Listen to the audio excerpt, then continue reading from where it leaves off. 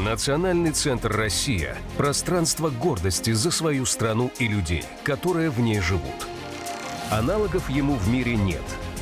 Здесь работает постоянная экспозиция «Путешествие по России». Это наглядная демонстрация достижений нашей страны в прошлом и настоящем. С момента открытия Национального центра в ноябре 2024 года прошло более 10 выставок. Мы сотрудничаем с лучшими производителями страны.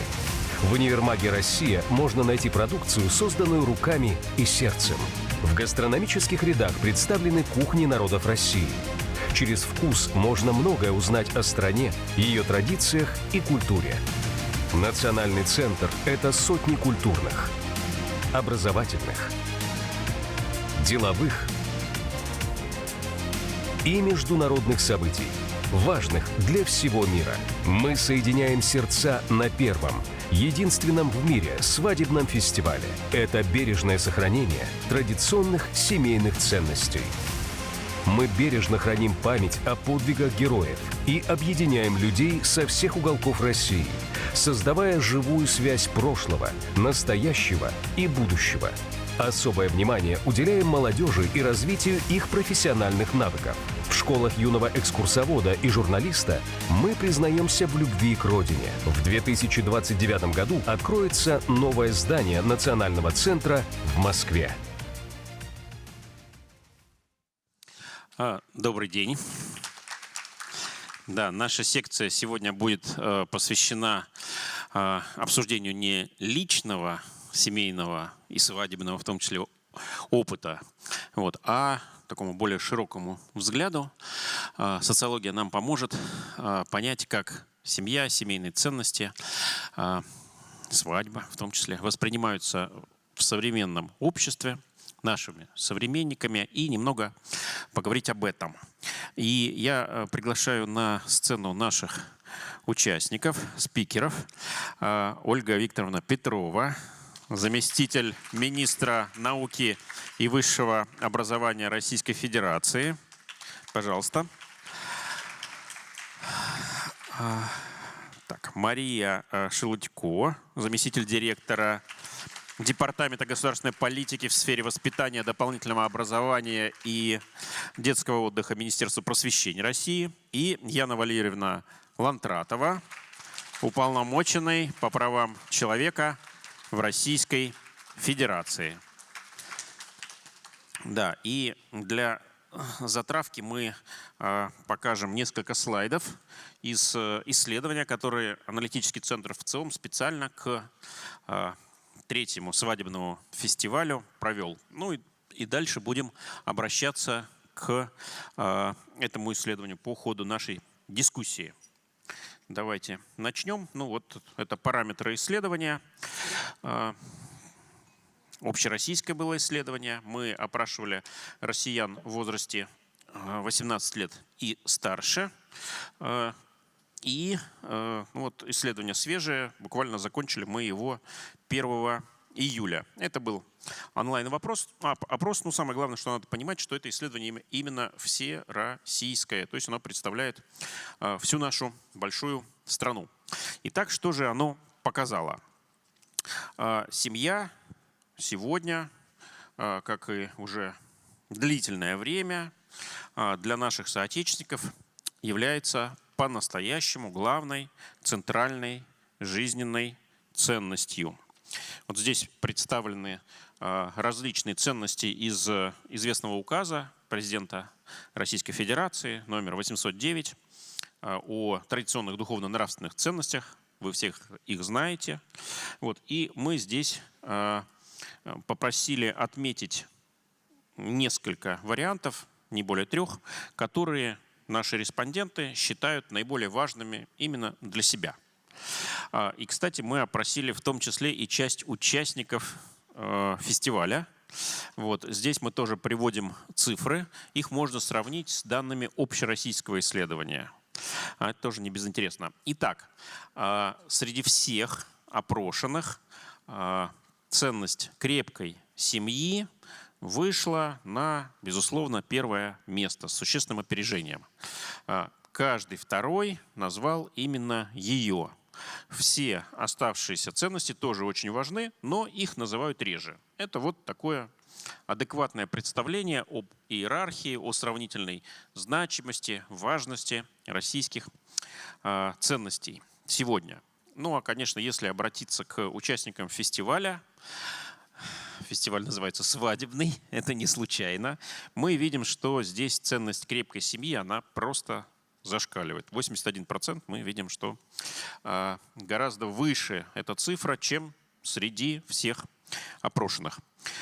Почему же семья так для нас важна? Какие мы цели перед ней ставим? Какие задачи она решает? Ну вот здесь несколько интересных ответов. 76%, это 3/4, тоже громадная цифра, говорят, что именно создание семьи, рождение детей и их воспитание является по-настоящему важнейшей, необходимейшей целью человека вообще. Среди участников нашего фестиваля таких даже 93%. Тех, кто полагает, что времена поменялись, и сегодня семья уже не так важна, как прежде. Можно даже, наверное, и без нее прожить. Вот. Это мнение довольно часто фигурирует сейчас в средствах массовой информации. Ну вот наш опрос показал, что да, это мнение существует, безусловно, но оно распространено довольно так узко. Только 17% опрошенных согласились с такой точкой зрения, а среди участников нашего фестиваля и того меньше, только 5%. Еще один важный аспект – преемственность поколений. Вот опора на опыт предыдущих поколений, в том числе поколений своей семьи, это обязательное условие для развития человека, общества, страны. То есть развитие мыслится не как разрыв, не как все разрушить и построить что-то принципиально новое. Нет. Нет. Развитие с опорой на опыт, с опорой на преемственность. Это еще один важный аргумент в пользу семьи. Вот это мнение 2/3 россиян, опрошенных нами, разделили, а среди участников нашего фестиваля тоже больше, порядка 73%. Альтернативное мнение, ну, мы его так сформулировали: время и условия меняются, старые знания и опыт неприменимы в сегодняшних условиях. Ну, то есть преемственность совсем не важна, иногда она скорее даже вредна, чем полезна. Да, тоже есть сторонники его, и немало, но только 30% среди опрошенных россиян, а среди участников фестиваля еще меньше, 16%. То есть здесь мы тоже видим явно доминирующую точку зрения, что именно семья дает нам силы, дает нам знания, дает нам опыт и поддержку в нынешних быстро и трудно предсказуемо меняющихся условиях. Я бы так коротко подвел промежуточный итог, что значительному большинству как опрошенных нами россиян, так и участников фестиваля семья в первую очередь нужна как опора, нужна как поддержка, как пространство любви, тепла, как место, где ты чувствуешь себя защищенным. Ну и, конечно же, это место для рождения и воспитания детей. Это место, где создается и поддерживается система ценностей, которая и объединяет нас, россиян, в одну нацию. Ну а молодежь, конечно же, выстраивает жизненные траектории по-своему. Каждое поколение это делает, но при этом она ни в коем случае не отвергает ценность семьи. Ценность остается, а вот формы, ну, конечно же, меняются, трансформируются, обновляются. Содержание все-таки остается по большому счету неизменным. Сейчас расскажу немного о детях. Вот мы уже видели, что именно для того, чтобы рожать и воспитывать детей в любви, в комфорте, в защищенности, необходима семья. Итак, вот цифры. Мы видим, что именно эмоциональная поддержка, любовь, тепло, формирование чувства защищенности, как я уже говорил, вот именно они сегодня ассоциируются прежде всего с семьей. Ну и, разумеется, рождение и воспитание детей. Цифры не буду произносить, они все на экране. Какие еще задачи мы ставим перед семьей, какие функции ей придаем? Ну, смотрите, введение общего быта, организация повседневной жизни. Да, сегодня человек стал настолько самостоятелен и настолько технологии развились, что многие говорят, я и без семьи могу отлично прожить, может быть, даже и лучше. Да, есть такая точка зрения, но все-таки большинство по-прежнему полагает, что вместе жить не только веселее, но и проще, и удобнее, и в материальном плане сподручнее. Что еще? Отдых, досуг, общение, времяпрепровождение, которое тоже нас перезаряжает, дает нам эмоции, дает нам силы. Это еще одна важнейшая функция семьи. Финансы, материальное благополучие тоже никуда не убираем. Об этом говорим, но говорим реже. Реже, чем прежде. Вот это сейчас такая тема для по-настоящему острых дискуссий. Семья обходится недешево. Вот. Что еще? Забота о членах семьи и в том числе забота об их здоровье. Мы в ВЦИОМе регулярно спрашиваем россиян, вы счастливы или нет, и там очень четко прослеживается такая связь. Если человек говорит, что он счастлив, то как правило, он 3 фактора важных выделяет вот этого ощущения счастья. Ну, во-первых, он не один, он не одинок. Есть те, кого он любит, и те, кто любит его. Во-вторых, он материально обеспечен. Это не значит, что богат, нет, но есть необходимый минимум. Хотя, конечно, хотелось бы получше, разумеется. Вот. И 3-й фактор – это здоровье. Здоровье свое и здоровье близких. Вот если эти 3 фактора складываются, то человек склонен считать себя счастливым. Вот это наша такая формула счастья. В другие времена, в других странах она может быть другой, будет меняться, но вот сейчас это так. Вот поэтому, конечно, забота о других членах семьи и в плане любви, и в плане совместных интересов, и в плане заботы о здоровье. Она также очень важна. Ну и последний здесь аспект – это сохранение и передача культурных традиций и обычаев. Это еще одна тема, которая очень интенсивно сейчас обсуждается. Пару десятилетий назад нам казалось, что наши традиции не так уж важны. Наши обычаи сегодня не так уж необходимы, чем раньше. Но затем произошел настоящий переворот. Причем он произошел не только у нас, не только в России, а в целом ряде стран мира. Это такое вот возвращение к идентичности, возвращение к традициям, возвращение к собственной культуре, возвращение к преемственности. И вот наш опрос показывает, что семья именно воспринимается как важнейший институт и инструмент сохранения вот этой самости, сохранения культурных традиций и обычаев. И не только сохранения, но и, конечно же, их передачи следующим поколениям. Вот как многообразные функции современной семьи. А теперь вопрос. А для чего люди сейчас чаще всего вступают в брак? Наверное, самый актуальный вопрос для свадебного фестиваля. Вот самые частые ответы. Чтобы быть вместе с любимым человеком. Не просто любите, а быть вместе. Это уже некоторый новый уровень, некоторая новая планка. И ее нам позволяет в том числе достигнуть брака, вступления в брак. Следующий мотив. Продолжение рода. рождения и воспитания детей. Ну, все мы понимаем, что, в общем-то, можно и по-другому этот вопрос решать, но доминирует мнение, что более правильно, более эффективно, со всех точек зрения лучше решать этот вопрос в семье.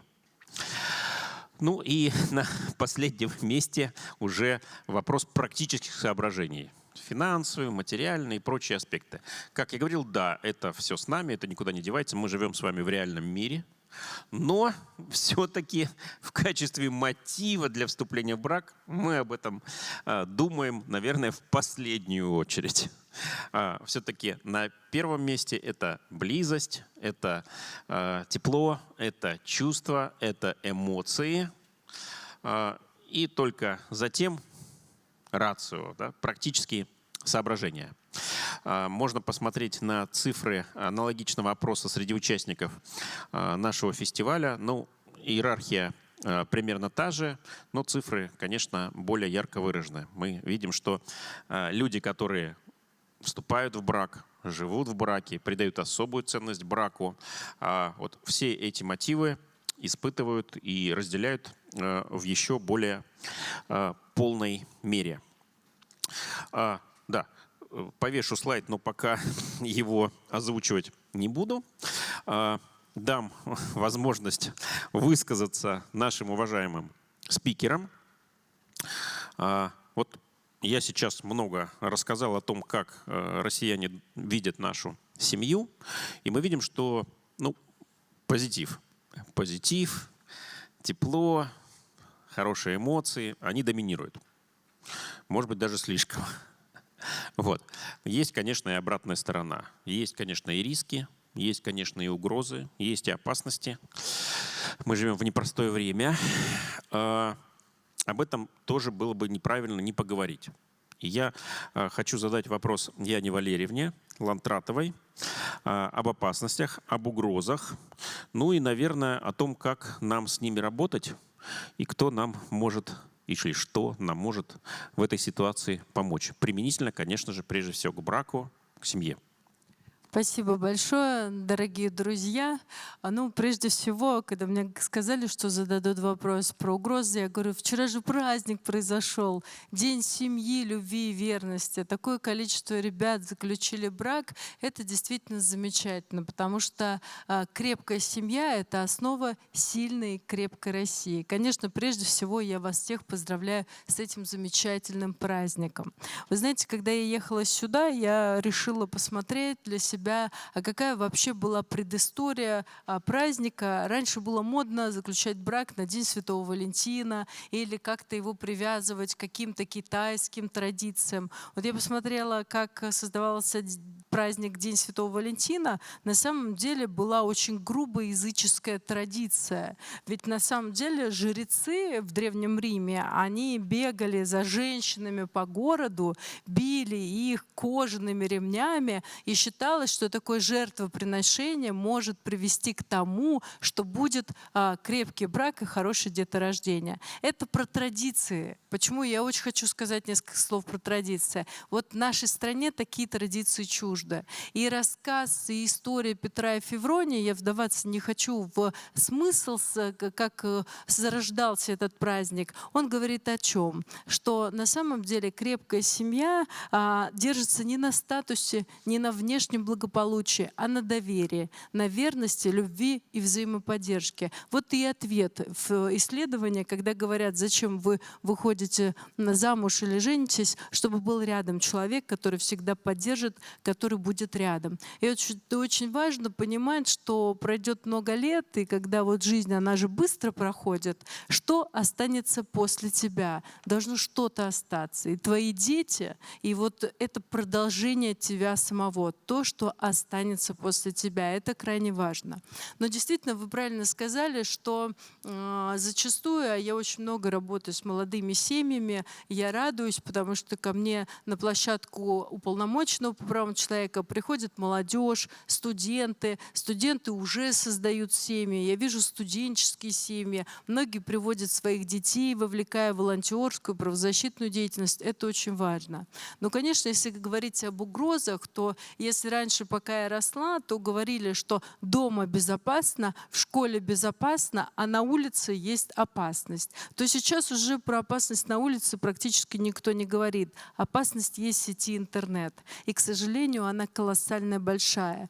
И если не любой взрослый может противостоять тем манипуляциям, которые идут к нам через интернет, то что говорить о детях, которые в силу возраста, в силу пока еще не окрепшей психики, этому противостоять не могут. Интернет в 21 веке, он содержит очень много важного, позитивного, образовательного контента. Мы не можем жить без интернета, это реалии, и он нам помогает и в исследованиях, и в развитии, и в образовательных траекториях. Но вместе с тем там очень много опасного. И что мы видим? Огромное количество групп деструктивных.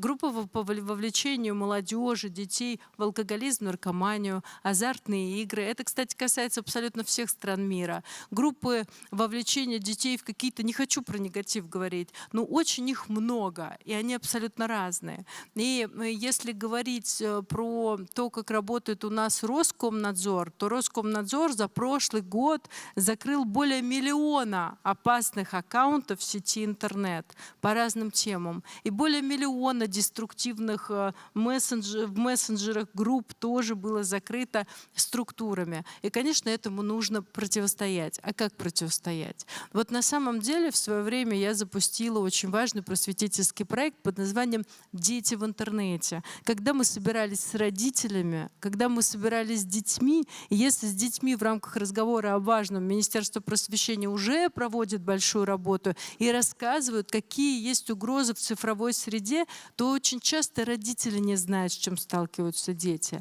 И когда ты рассказываешь, что нужно обратить внимание вот на это, вот на это, вот на это, тогда, когда родитель понимает, какие есть угрозы, он хотя бы может об этом говорить с ребенком. И знаете, вот самый, наверное, большой результат, который я увидела от наших проектов «Дети в интернете», это то, что мне обратная связь от родителей пришла. Вы знаете, оказывается, это было правдой. Я с ребенком поговорил и узнал очень много нового, важного и интересного. Это прежде всего нам нужно говорить с детьми. Этот деструктив идет в том числе и через книжки. Зачастую какие смыслы в книжках заложены?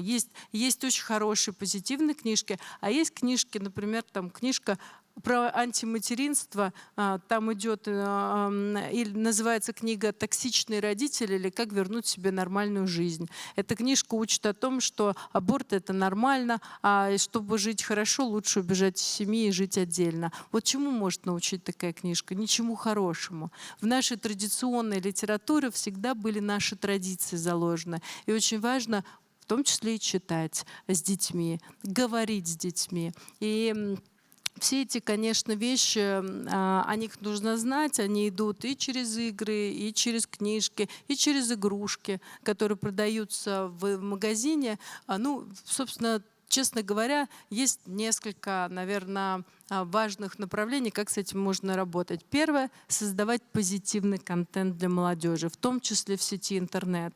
У нас есть различные лагеря, которые проводят там Росмолодежь, администрация президента, патриотические лагеря по разным направлениям, уже можно выбрать свое направление. Второе — замечательные киносмены, где дети, например, в Артеке они проводятся, где дети вместе с наставниками могут снять фильмы на интересующие темы. Единственная цель этих фильмов — менять жизнь в лучшую сторону. Это тоже важно для детей. Вовлечение, участие в жизни страны. Я на базе уполномоченного правого человека, кстати, детей приглашаю. Ко мне приходят ребята разного возраста, школьники, студенты. Они принимают участие в жизни страны. Они вместе с нами проводят совещания на какие-то важные, интересные проблемы, которые нужно решать. И когда я была депутатом Госдумы, я горжусь этим. 6 законов, которые приняла Госдума, были инициированы детьми из разных регионов страны. Это большой, на самом деле, для меня результат. Но и самое важное, наверное, это говорить с детьми. Если мы научимся прививать вот эту культуру общения и обратной связи, то с этими угрозами можно будет бороться. Спасибо, Яна Валерьевна. Да, давайте тогда немного поговорим о том, какие ценности мы должны прививать детям, как родители. Вот у нас есть и такой вопрос в исследовании. Вот здесь такая представлена лестница, да? Что в первую очередь нужно воспитывать в детях. Смотрите, на первое место для меня это, честно говоря, было удивлением, а для вас, может быть, и нет. Вот. Вышла ценность ответственности. Ответственности. А ведь некоторое время назад у нас такая доминировала точка зрения. Вот пусть растет, как растет. Вот пусть, значит, он только будет счастливым. Он вот сам пусть все, значит, познает. Я не буду ни в чем его ограничивать. Вот кем хочет быть, тем пусть и будет. Никем не хочет быть, пусть никем и не будет. Ну вот такая значит, либеральная точка зрения, она была очень широко распространена. Вот здесь Яна Валерьевна некоторые цитировала книжки, значит, там и сайты. Вот это вот, я прям читал такие книжки, где говорилось, вот так и надо, да. И я видел людей, которые вот так и считали. А потом эти дети вырастают и становятся несчастными, к сожалению. Вот, очень часто. Ну, сегодня действительно все по-другому. Сегодня уже повернулся вектор, и мы видим, что люди видят, что нужно учить своих детей в том числе и ответственности. Это, на мой взгляд, очень интересный такой вот маркер, примета времени. Что еще? Честность. Честность. Дальше. Уважение к старшим и доброта. Вот 4 таких вот самых популярных ответа на вопрос, какие конкретные качества нам следует воспитывать в детях. Еще довольно часто говорят о трудолюбии, о любви к своей стране, о знании истории и культуры и, вот интересно, о любви в целом, да, то есть воспитывать в человеке умение любить. Вот это тоже мне показалось так очень сильный заход. И следующий вопрос, это я так мягко подвожу к нашему спикеру Марии Илларионовне из Министерство просвещения. Вот. Министерство просвещения школой занимается, вот, поэтому сейчас я вопрос сформулирую, но сначала давайте все-таки посмотрим на экран. А что ребенок должен вынести из семьи? Может быть, сформулировано не очень удачно, что ребенок должен вынести из дома. Да? Смешно. Вот. Нет, ну, выносить, наверное, ничего не надо, но вот выйти во взрослый мир нужно с какими-то действительно ценностями, да, которые воспитаны, которые привиты, вот, и руководствуясь которым дальше этот маленький пока еще человек может идти по жизни смело. Вот какие же ценности мы считаем нужно ему привить. Смотрите, на первом месте опять-таки крепкая семья. Тут везде по 2 цифры. Ну, вы уже, наверное, поняли, что это цифры опроса среди россиян в целом и опроса среди участников нашего фестиваля. Крепкая семья. Дальше. Взаимопомощь и взаимоуважение. Вот тоже, мне кажется, очень важный маркер времени. Помните, мы делали ставку на индивидуализм, на раскрытие, значит, личности прежде всего. Вот думай о себе и рассчитывай только на себя. На других нет. Да, живи с удовольствием, живи. Но я бы тоже жил с удовольствием, даже иногда пытаюсь. Вот, да, в свое удовольствие. А потом в какой-то момент мы поняли, что кроме ценности индивидуализма, ценности коллективизма, они тоже имеют значение. Мы вот от них отказались, предали их поруганию, там, раскритиковали, назвали их какими-то там атовистическими, архаичными и так далее. А вот так жизнь повернулась, что выяснилось, что одному-то прожить очень сложно, если вообще возможно. Взаимопомощь, взаимоуважение. Вот смотрите, сегодня это 2-я по значению ценность, которую, как думают россияне, нужно воспитывать нам в детях. И тоже интересный для меня ответ. Яну Валерьевну, наверное, он порадовал особенно, с учетом ее депутатской карьеры. Справедливость. Справедливость. Вот. Я не подтасовывал результаты, вы не подумайте ни в коем случае. Вот. Это 3 главные ценности, которые мы должны воспитывать в детях. Есть, конечно, и другие, и тут они все перед вами, но вот это такой фокус. И завершая вот этот вот блок, у нас, о родителях. Да? Именно мы все-таки не школа, не высшая школа, не средства массовой информации, значит, не литература, не кино. Все эти институты чрезвычайно важны. Чрезвычайно важны. Но есть институт воспитания, который все-таки гораздо важнее. Вот. Это, собственно, семья, собственно, родители. Да, раньше бы мы сказали о бабушках и дедушках, вот, но сегодня так все поворачивается, что бабушки и дедушки меньше участия принимают в воспитании детей, чем прежде.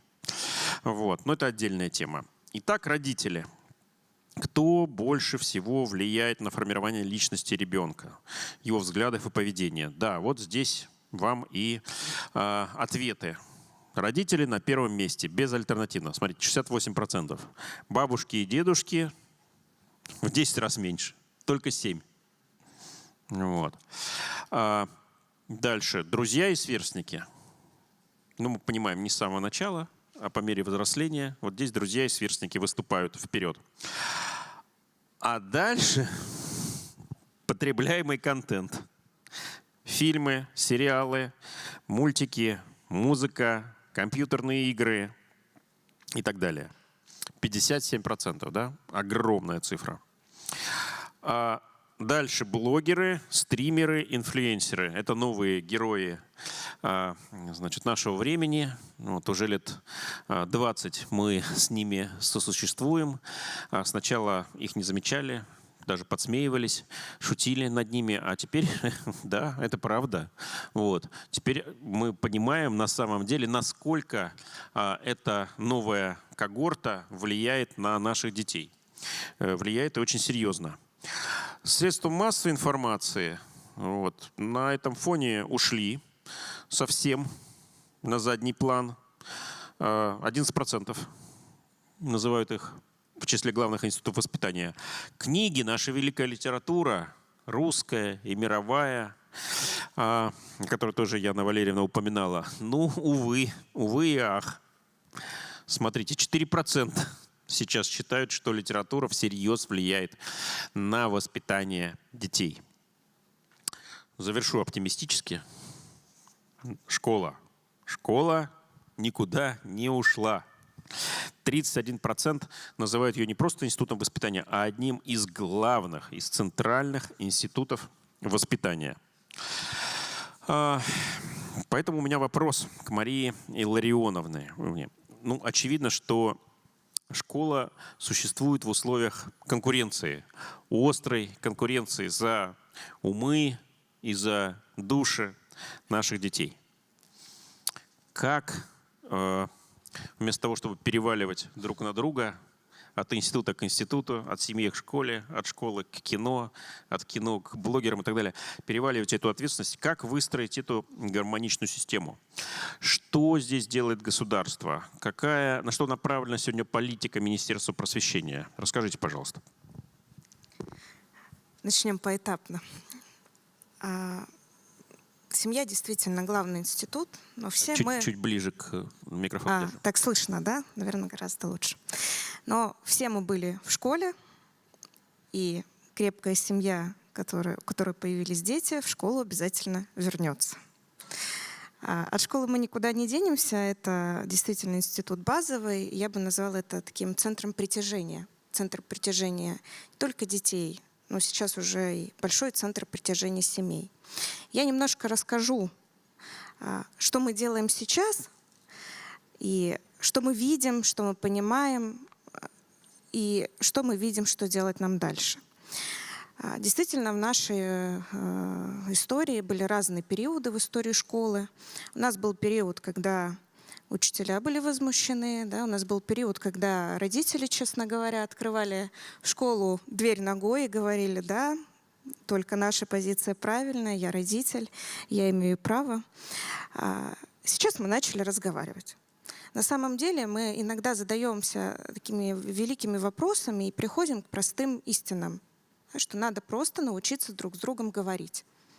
Примерно на одном языке, понимать, слышать, слушать, воспринимать. Что есть у нас сейчас? Всероссийский родительский комитет, наверное, где-то слышали, все равно у всех на устах наш конкурс инициатив родительских сообществ, который мы сознанием проводим. Очень большая заявочная кампания действительно от родителей. То есть это был такой первый инструмент услышать запрос. А что видят родители, чего не хватает в школе? Здесь возможно, есть часть инфраструктуры какой-то, а здесь именно вопрос в том, чего не хватает, чтобы мой ребенок вырос вот как раз-таки то, что мы видим на слайдах, тем самым человеком, личностью, которая о коллективе, которая о семье семей, как говорит Владимир Владимирович, которая о стране, о будущем, который готов жить, работать здесь, который готов создавать семью, передавать из поколения в поколение ценности. В регионах у нас созданы региональные родительские комитеты. Сейчас где-то по личной инициативе уже есть муниципальные. Мы постоянно собираем такую обратную связь. Скажу честно, в 2022 году это была обратная связь, которую было очень сложно проанализировать. Потому что мы понимали, что вот мы все-таки на разных языках, совсем на разных. Сейчас обратная связь совершенно другая. Мы понимаем, что не хватает родителям, и стараемся с ними продолжить эти разговоры. Что ценно? Во Всероссийском родительском комитете у нас есть экспертные группы по направлениям. Все наши родители где-то работают, чем-то занимаются, чем-то интересуются и в чем-то являются экспертами. Где-то лучше, где-то хуже. По направлениям родители нам действительно во многом помогают. Сейчас немножко завеса тайны, прорабатываем вопросы так называемых нулевых чтениях у родителей. То есть все, что мы хотим принять в системе образования, чтобы сначала это посмотрели, оценили и поговорили родители. Такой опыт был, и если посмотреть на контрасте, оценка поведения, которая апробируется, она изначально обсуждалась именно в родительском сообществе. И когда с родителями, это было отторжение в том числе, это было недопонимание, а что это, о чем это, зачем это, почему вот сейчас, а что вы хотите делать с нашими детьми, а что нам ждать дальше, получат ли они аттестат. Все эти вопросы, они просто обсуждались. И в итоге в момент, когда уже начались апробационные процедуры, действительно от родителей было слишком, намного, я бы сказала, меньше и возмущений, и вопросов, которые были просто сняты в период вот такого вот нулевого прочтения. Школа. Большой проект «Навигаторы детства». Часто родители это ассоциируют и ставят знак равенства с советниками директора по воспитанию. Но сейчас в регионах у нас есть, в региональных ресурсных центрах специалисты, которые взаимодействуют именно с родительским сообществом. Что делает этот специалист? Наверное, каждый родитель видит, как в общеродительский чат постоянно отправляется информация о новостях в системе воспитания. Казалось бы, элементарная вещь, но, будем честны, родители заняты. Видимо, что бабушки и дедушки мало уже принимают участие, гораздо меньше, чем раньше в воспитании детей. И чтобы родитель был с нами в повестке, чтобы мы не объясняли ему о том, почему так произошло, и из чего это получилось, родитель уже может спокойно пролистать, посмотреть, задать интересующие вопросы. Большой блок такой работы именно с родителями, информационной, проводит Институт воспитания, наше подведомственное учреждение. Из чего началось наше пособие от 0 до 18, которое теперь интерактивное, просто предыстория. Мы сделали форму обратной связи, где в анонимном режиме родитель может задать любой интересующий вопрос, и сотрудник Института воспитания на него отвечает. Плюсы были в том, что все анонимно, то есть никто никого не найдет, не отыщет в системе, не узнает школу, класс, фамилии. Вопросы были разные. Мы поняли, что нужно делать что-то интерактивное, в котором будут и ссылки на фильмы, которые, конечно, там в открытом доступе. Понятно, есть разные вещи, там, с Минкультуры тоже. которые будут ссылаться на те книги, которые мы поддерживаем, да, которые прошли профессионально-педагогическую экспертизу, которые можно читать и нужно читать. И Яна Валерьевна говорила о том, что да, книги сильно разные. И мы видим, что есть детские книги, которые просто переведены с иностранного языка и напечатаны нами. Они не несут наших ценностей. Это не о нашем культурном коде. Может быть, они не призывают к каким-то плохим вещам, но это не о нашем, не о своем, не о той любви, которая заложена в нашем культурном коде. Мы сделали это пособие, и оно действительно пользуется большой популярностью. И как раз-таки молодым семьям, которым еще не скоро идти в школу, да, но уже, вот, надеюсь, скоро видеть своих детей, можно даже в процессе планирования еще только беременности посмотреть, а что нужно мне для детской комнаты, да? А что мне понадобится в первый год жизни, а что я могу послушать, а что я могу почитать сам. Понятное дело, что всем хотелось бы, и нам хотелось бы, чтобы дети держали в руках книгу настоящую, которая пахнет, которая из библиотеки или с магазина мы принесли. Но век такой, что нам нужно заполнять этот вакуум, да, своей информации, та, которая есть у нас, и та, которая проверена. Яна Валерьевна тоже говорила о детях, которые делают для детей. Хотела бы здесь немножко продолжить. Конкурс Росдетцентра «Вдохновленный детством». Это как раз-таки тот хороший механизм, когда дети придумывают сами фильм, они сами пишут синопсис, они сами работают, они сами разделяются в команде на роли. Да, советник директора по воспитанию, конечно, находится рядом, конечно, помогает и наставляет, но это уже не тот этап, когда учитель впереди, а дети просто догоняют. Это тот этап, когда педагог рядом и просто помогает и поддерживает. И та команда, которая выигрывает совместно с Ири, этот фильм снимается, дети видят действительно тот продукт, который получился у них самих. То же самое, уже затронули тему разговоров о важном, и в всех наших проектах есть блок для родителей. Если мы говорим о разговорах о важном, у нас есть постразговор. Дети то, что услышали в понедельник после поднятия флага и исполнения гимна, ту тему, которую они прошли. Для родителей есть отдельный блок, о чем поговорить с детьми вечером на кухне, что посмотреть по этой теме они могут, что почитать и какие вопросы обсудить с детьми. То же самое есть в «Орлятах России». Вот если мы говорим о коллективе, как раз-таки коллективно-творческое дело Иванова продолжается в наших «Орлятах России». Это о коллективизме, и это тоже о семье семей, о родителях. И мы стараемся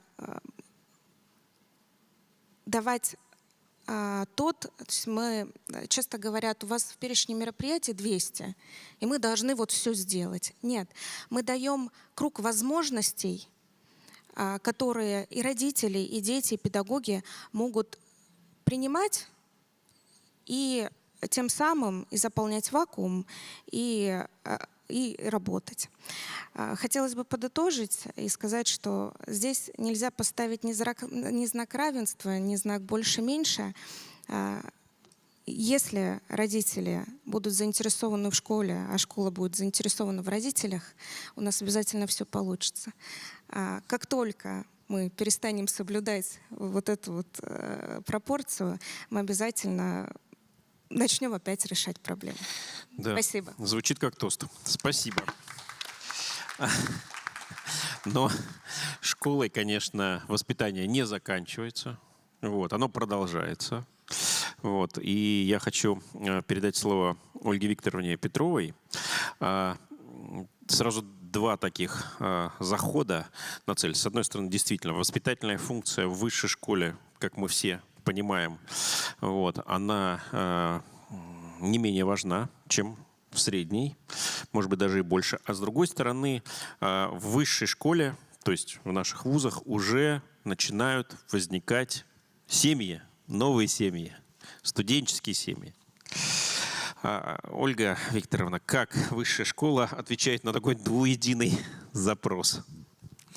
Спасибо большое, уважаемый Валерий Валерьевич. Но, во-первых, также позвольте поздравить всех нас с прекрасным днем 8 июля, который был вчера, и с тем, что Национальный центр продолжает традиции, и свадебный фестиваль уже становится такой доброй душевной традицией, на которую все приходят. А приходят потому, что здесь тепло, потому что здесь все по-доброму и потому что здесь интересно. И я хочу попросить, вон там Анастасия Викторовна сидит прекрасная, которая является одним из главных организаторов, передать слова благодарности Наталье Сергеевне за вот это событие, которого на самом деле ждут год. Вот вчера 150 пар зарегистрировались, и я думаю, что именно со вчерашнего вечера открылась очередь на то, чтобы была регистрация на следующий год, потому что это, и мы тоже гордостью говорим, что у нас вот. Уже регистрации пошли. Да, и мы с гордостью говорим, что у нас вчера в церемонии принял участие один наш проректор Мордовского государственного университета по молодежной политике. Поэтому мы тоже вот стали такой частью такого праздника. А мы вчера в университетах стартовали. Это уже, как личный пример. Да, говоря про студенческие семьи, мы вчера стартовали в университетах тоже такую добрую, надеюсь, что традицию, но вчера это точно такая инициатива, которая называется «Семейный диплом». Это у нас были регистрации студенческих пар в университетах. Сотрудники ЗАГСов вышли в университеты. И поскольку несколько дней у нас вот эта регистрация будет, вчера было 26 университетов по всей стране, причем это разные субъекты, это означает, что такая представленность очень большая. Например, в Кемеровском университете 4 пары вчера были зарегистрированы студенческие, присутствовал губернатор, присутствовали много почетных знаковых гостей. В Северо-Кавказском федеральном университете 3 пары, в Саратовском университете 2 пары, и вот в РЭУ имени Плеханова. И это тоже такой тренд и тенденция, которую мы показываем, что есть норма. Безусловно, везде ректоры встречаются со студенческими семьями, но если мы вернемся вот так вот минус 2 года назад, то нам даже, наверное, в голову бы не пришло подумать на эту тему. Потому что когда 2024 год был объявлен нашим президентом Владимиром Владимировичем Путиным как год семьи, мы вдруг задумались, а сколько у нас студенческих семей? И мы поняли, что ответить на этот вопрос мы не можем, потому что мы не понимаем, что такое студенческая семья, как ее посчитать, как ее определить. И здесь тоже большое спасибо поддержке депутатского корпуса. И 1,5 года у нас такая была совместная дорожка, движение. И мы определили, что такое студенческая семья. Сейчас мы знаем, что их более 50 тысяч. Мы, что тоже очень важно, определяем меры поддержки для студенческих семей. И здесь тоже у нас вот почему был такой затык, что не определяли мы сразу законодательно понятие «студенческая семья», потому что позиция части коллег была, вы сначала предложите меры, а потом мы определим понятие. А когда предлагаем меры, естественно, сразу нужны финансы. А где финансы? А финансы найти сложно. Но мы убедились, что давайте все-таки попробуем наоборот. Мы вот зафиксируем студенческую семью, а потом вдруг мы понимаем, что во всех субъектах появилось такое понятие, как демографическое портфолио губернатора региона. И губернаторы стали вставлять такую категорию, как студенческая семья. И у нас стали выплаты делаться не только в университетах, но еще и в субъектах. Мы провели вот это системно и осознали, сколько мер есть. И Мария Викторовна Будская, даже сейчас тоже она встречается со студентами, рассказывает, 3500 мер поддержки существует.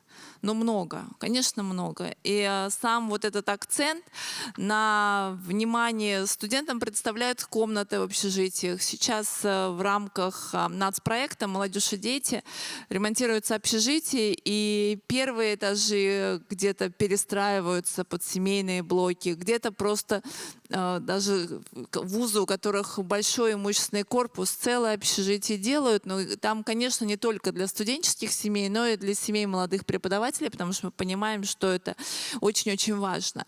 И здесь, возвращаясь к вопросу о воспитательной функции, мы, конечно, понимаем, что первокурсники, которые приходят в университет, они уже воспитанные. И уже коллеги из Министерства просвещения, вот Мария рассказала, но очень большая работа сейчас проводится уже много лет, и она проводится системно. Движение первых, которое тоже много создает. Поэтому если мы говорим, что вот первокурсник пришел, мы начинаем его воспитывать с нуля, ну, конечно, нет. В чем одна из задач высшего образования? Это, конечно, вот так вот сформировать ценностно-мировоззренческое восприятие и зафиксировать вот эту ценностную рамку. Мне очень приятно, вот когда вы показали, ну, как раз про ценности, мы видим, что картинка меняется. Если бы мы тоже с вами посмотрели 3-4 года назад, по-другому было бы вот распределение. И мы, конечно, понимаем, что любой преподаватель, который заходит в аудиторию, он не только несет профессиональные знания, он тоже принимает участие вот в воспитательной функции, задаче, личным примером показывая. Это про ценности, это про традиции.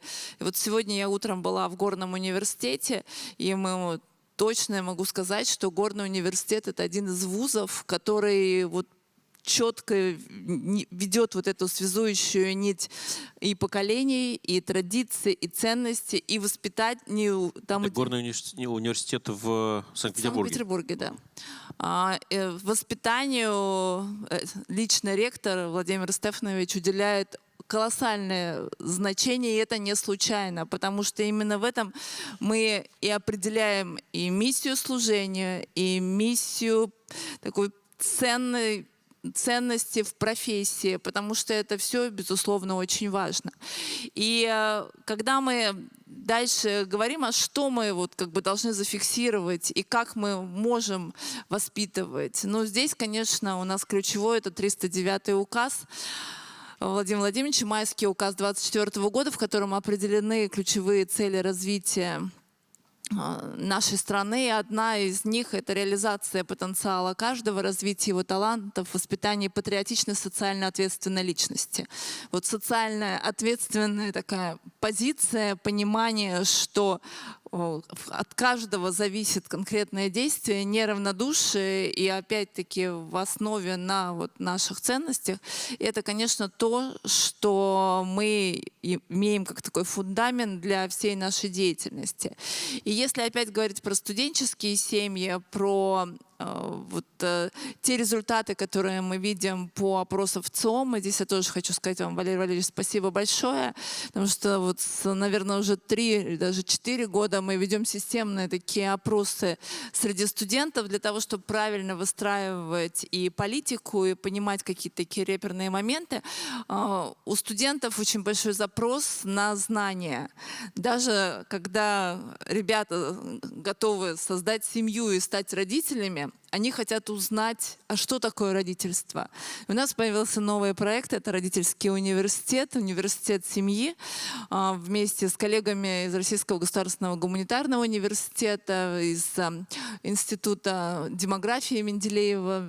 Мы все даем разные аспекты таких знаний, потому что это тоже к вопросу об ответственности. То есть вот это наше прекрасное молодое поколение, они ответственно подходят к любой задаче. И когда речь встает о том, чтобы создать семью, нужно получить знания, и чтобы быть ответственными уже родителями и знать, как воспитывать детей. Поэтому мы следующий шаг, который сейчас делаем, это именно такой просветительский, с точки зрения дополнительных знаний. Конечно, это идет в формате, как мы называем, второй половины дня, да, это вот спецкурсы, просто дискуссионные клубы.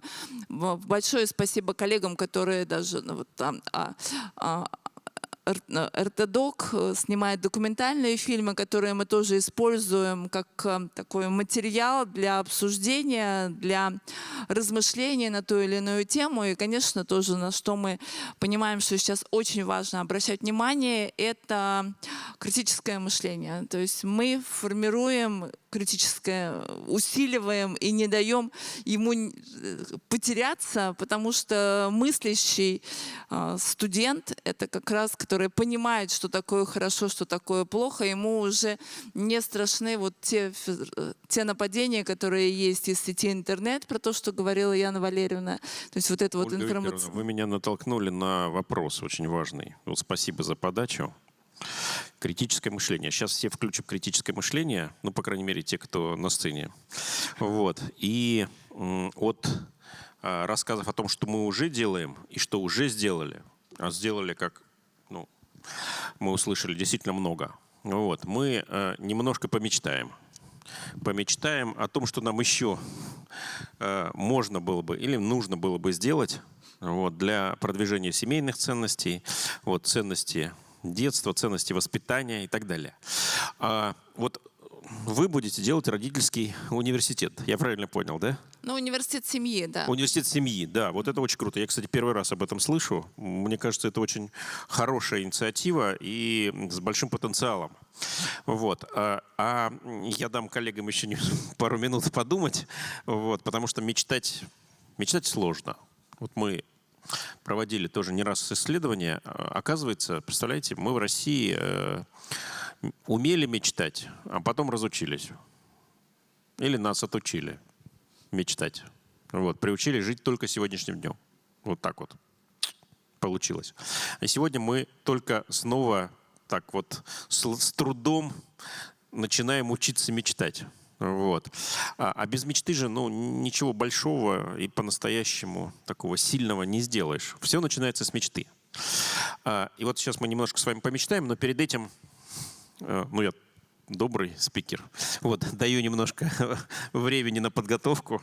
Вот, перед этим покажу еще пару слайдов, вот, потом помечтаем, и на этом будем завершать. Вот. Из нашего исследования, которое мы в рамках свадебного фестиваля сделали, что еще, мне кажется, интересного осталось не, так сказать, опубличенным.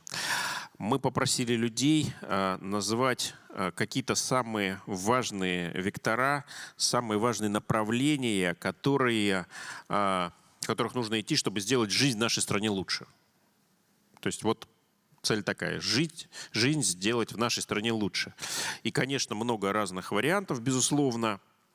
Вот все они на экране. Но смотрите, попали в лидеры 3 очень важных направления, которые, как мне кажется, имеют прямое отношение к нашей сегодняшней теме. Смотрите, хорошее образование и воспитание детей. Вот Ольга Викторовна правильно сказала, что они про семью, но они хотят еще знания получать. То есть здесь это вот оказалось в одной связке. Хорошее образование и воспитание детей. Дальше, конечно, поддержка семей, детей и старшего поколения. Вот еще один важнейший вектор. И сохранение культуры, традиций и исторической памяти. Все нужно, все важно, но вот эти вот 3 вектора люди держат в фокусе. Это, значит, не уходит на периферию. И последний слайд, собственно, такой содержательный. Про традиции мы сегодня говорили, про преемственность, про передачу опыта. А вот мы спросили, у вас-то в семье есть традиции какие-то, которые вы передаете? И да, есть. Хорошая новость, есть. Есть что передавать. Вот. Что это за традиции? Смотрите, совместные праздники, застолья, подготовка к ним. Дальше. Семейные сборы вне праздников. тоже, оказывается, есть у многих семей. И совместный отдых, семейные прогулки, семейные путешествия. Ну, то есть вот досуг, такая релакс. Значит, хочется его провести с любимыми, близкими, милыми людьми. И вот что, такой завершающий вопрос, что важно сохранять в семье и передавать следующим поколениям? Смотрите. Умение поддерживать друг друга в трудные моменты.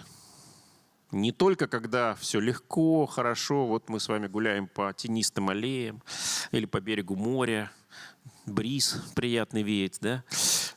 Это все прекрасно. Но умение поддерживать друг друга в трудные моменты. Вот чего люди ждут от семьи и стараются передать своим детям. Вот критически важное направление. Что еще? Уважение. Уважение к людям, уважение к родителям, уважение к старшим. Ну, видимо, не хватает. Не хватает этого. Ценностью-то является на самом деле то, чего не хватает. Имейте в виду. Дальше. Взаимопомощь в семье. Память о семье, о роде, о предках. Воспитание честности и ответственности. Самостоятельность и умение делать выбор. Ну и доверие и близость между родными людьми. Вот чего мы хотим от наших детей, вот что мы пытаемся в них воспитывать. И такой вот блиц-опрос. Давайте, блиц-мечта. Начнем с Марии Илларионовны. Пожалуйста. Сначала не как Следующий шаг. госслужащий, а как человек, немножко занимающийся наукой, очень бы хотелось не вовлекать постоянно, а быть все-таки полноправными соразработчиками всего, что есть у нас.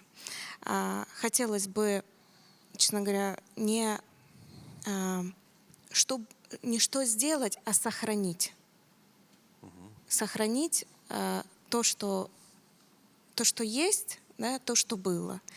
Сохранить историю, сохранить вот эти семейные традиции и сохранить все самое лучшее, потому что мы часто возвращаемся к прошлому, просто трансформируем методы, методики, технологии и говорим, что все-таки да, вот нужно помнить то, о чем было. Это если блицом. Да, спасибо. И, Яна Валерьевна, ваша мечта. У меня есть мечта. I have a dream. Ну, у меня есть мечта, и я хочу, и я верю в то, что наша страна будет самой сильной. И, как я уже говорила, о том, чтобы она была сильной, должны быть крепкие семьи. Можно я вот пару слов буквально скажу? Сегодня я вспомнила историю моей семьи. У меня папа военный, мама врач. И вот когда они познакомились друг с другом, тогда был тот период времени, когда в храмы было ходить нельзя. Папа был тем более военным, это было неправильно, не разрешалось. И вот мама с папой приняли решение о том, что они хотят создать семью и получить благословение на это. И они нашли дальнюю деревеньку, приехали, нашли маленький храм в сторону Валдая, пришли к священнику, а там был монах-настоятель. И папа рассказывает ему, говорит, я хочу повенчаться. Монах говорит, ну куда ж ты меня под монастырь, говорит, загоняешь? Ты же военный, ну как же мы это сделаем? Папа с мамой говорит, мы приняли такое решение. Мы перед тем, как создать семью, хотим повенчаться. И тогда этот батюшка говорит, вы ко мне приходите, а только платьюшко красивое какое-то беленькое с собой возьмите. Закроем двери, будем только втроем. И вот короны, венцы будем держать друг над другом сами. И в определенное время мама с папой приходят, прямо там в предбанничке мама надела беленькое платьюшко. Они зашли, и был обряд венчания. И когда он закончился, они вышли из храма, и мама рассказывает, было абсолютно небесно-голубое небо. И вдруг, говорит, такая маленькая-маленькая тучка прямо над нами, и из нее вот такой вот маленький дождик, как грибной дождик. И мама почувствовала, говорит, это было как благословение нашего брака. Батюшка сорвал белый флокс и подарил им, и вот с тех пор появилась семья, которая воспитала, так получилось, 2 дочери, у моей сестры 3 детей. Моя ошибка, что у меня только пока 1 ребенок. Жалею очень, что не родила сразу как минимум 3. И вот вы знаете, я когда говорила со своей семьей, у нас были удивительные традиции. Там мы старались читать вместе, мы старались делать семейные какие-то встречи, обеды. Но самое важное, что я, наверное, сумела сделать за этот период времени, пока жив мой папа был, это то, что ни один Новый год я не пропустила, чтобы я не была рядом с мамой и с папой. Куда бы меня ни звали, не приглашали, появлялись друзья, знакомые, первые отношения. Но я никогда не пропустила ни одного Нового года, чтобы я была с папой и с мамой. И вот они прожили 42 года вместе, и папа умер в день, когда у них было 42 года совместной жизни. И я подумала, что вот действительно самое важное, что я всегда была рядом с ним в этот день. Мы вместе нарезали салат оливье, мы вместе готовились к этой традиции. И когда я задала вопрос маме, я говорю, ну было же сложно, там вы ругались, ссорились, спорили, но вот эта ответственность, которая тогда была благословлена, она всю жизнь помогала сохранить семью. И на каждую ссору и конфликт не рубить с плеча и уходить на следующий день, разводиться и заканчивать эту жизнь, а сохранять. И знаете, до того, как папа умер, я сумела сделать очень важную вещь. Я взяла маму и папу, и мы нашли эту деревеньку, где они венчались. Мы нашли этот храм, я сделала им фотографию. У них было там у озера фотографию, где они вдвоем лежали там рядом, обнявшись на траве. Я сделала такую же фотографию через 40 почти 2 года совместной жизни. И вот эта вот память, нашли могилку этого батюшка, который их венчал. И вот знаете, это просто про ответственность. Вот почему мы должны быть, чтобы было взаимопонимание, взаимоподдержка.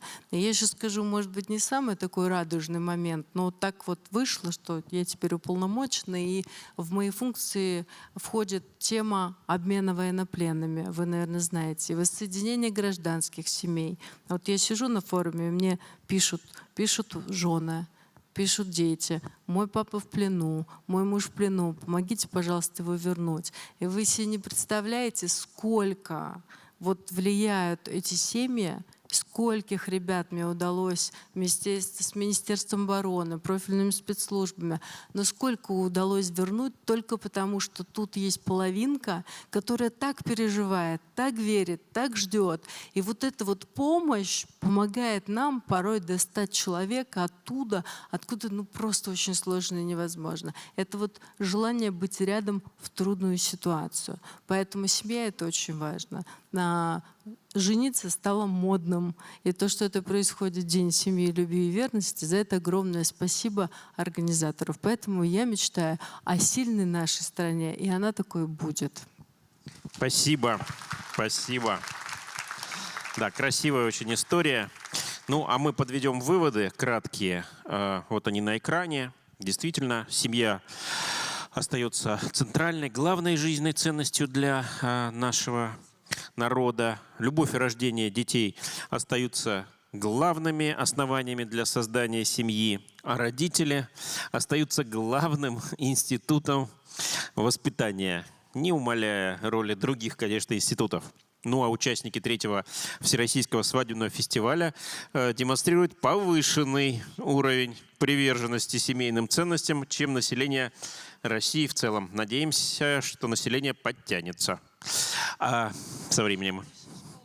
И высшая школа мечтает, да, правильно, все мечтают. Благодарим площадку Национального центра «Россия» и ждем вас на других мероприятиях, как фестиваля, так и других.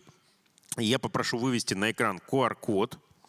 Он приведет вас в чат-бот обратной связи, где можно оставить отзыв о мероприятии.